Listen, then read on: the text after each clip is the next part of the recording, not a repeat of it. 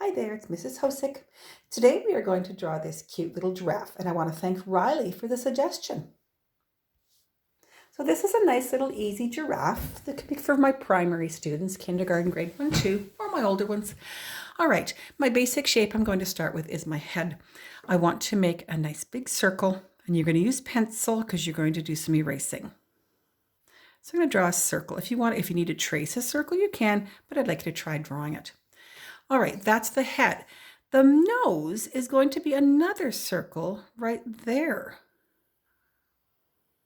Okay, we're going to erase something, but I'm going to take my marker and I'm going to draw my head. You watch what I do here. So I'm going to start here. I'm going to go all the way around to the other side. See that? And I've not done this part. What I'm going to do now is I'm going to go around the front part here, which is the nose, and you're going to come up and stop, and you have created the giraffe smile. And we're going to put two little nostrils in there. There's his nose and his smile. All right, let's put the eye in. Nice big eye. Almost looking like a pig right now. Put another line there, and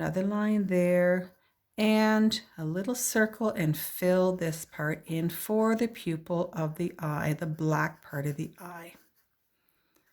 Now our giraffe needs eyelashes. On the other side here, you're just going to see a little bit of the other eye, like that, and just a little bit dark. Okay? Underneath the eye, I want you to just make a line like that, and then another, it's almost like a half moon. All right, let's put on the first horn.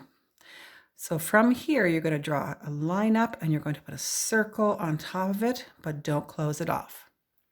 Then we're going to put an ear behind. We're going to put a nice big ear here and draw a line up right to that point. On this side, come over, you're going to draw the other ear. It's just above that eye and up through to the point. All right, we haven't got the other one of this yet, but we want to do some hair right in here. So what I'm going to do is I'm just going to do a little line like that, and I'm going to give him some bumps like that, right? That's going to be continuing down here eventually. Now we can give the other little horn on the back part of his head, behind his hair. And there we have his head. All right, his neck is a rectangle. So we're going to come down here and we're going to make a rectangle for his neck. You can make it as long as you want. You could come way down. Just make sure you leave enough room for the body. All right, I'm going to switch to a pencil for a second so you can see the shape of the body. My shape is a big oval. Okay, so see I'm just coming a little bit right here. I'm going to make a nice big oval like that. All right, there is the shape of my body. I'm not going to marker that yet, okay, because we have some things to do.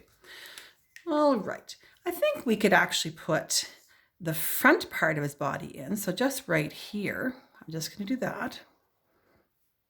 And what I'm doing is I'm coming down to kind of across from here, and I'm going to put his front leg in. A big long rectangle. You can kind of round it off at the bottom and then draw a line through for his bottom part of his foot. This foot is going to be bent. So I'm going to come out and I'm going to turn. So notice that and that are about the same distance. I'm going to come out here and I'm going to make the other part of the leg like that. So this is the same width as this. And I'm going to put the little foot in like that. All right, let's come around to the end of his body. We're going to marker this. And right here, I'm going to kind of stop a little bit because I want to come in to make the back leg. So watch what I do. I'm going to come in and out like a little curve. All right, so now I'm going to come down to the same at the bottom there. I'm going to come around, which I'm going to try to make it as wide as this one, and I'm going to come up.